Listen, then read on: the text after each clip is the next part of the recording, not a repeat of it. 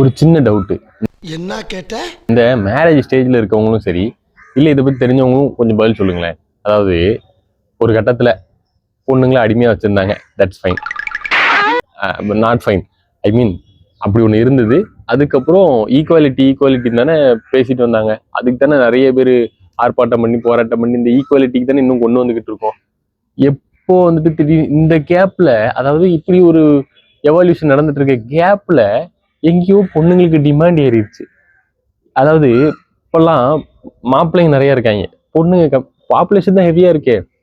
ஏன் பொண்ணு கிடைக்க மாட்டேது நிறைய பேருக்கு? ஏன்டா என்ன பார்த்து அந்த கேள்வி கேட்ட? ஒரே டவுட். இது எப்போ எனக்கு வந்ததுன்னா 2 வருஷமா ஏன் எனக்குமே பார்த்துட்டு இருந்தோம். பொண்ணுங்களுக்கு ஏன் எப்படி எந்த கேப்ல டிமாண்ட் அதிகமாச்சு? ஏன்டா எங்களுக்குலாம் டிமாண்ட் அதிகமாக கூடாதுன்னு கேட்டீங்கன்னா அப்படி நான் சொல்ல வரல. அதாவது ஈக்குவாலிட்டி தானே பேசிட்டு இருந்தோம், எதுக்கு டிமாண்டு? எனக்கு ஒண்ணுமே புரியல.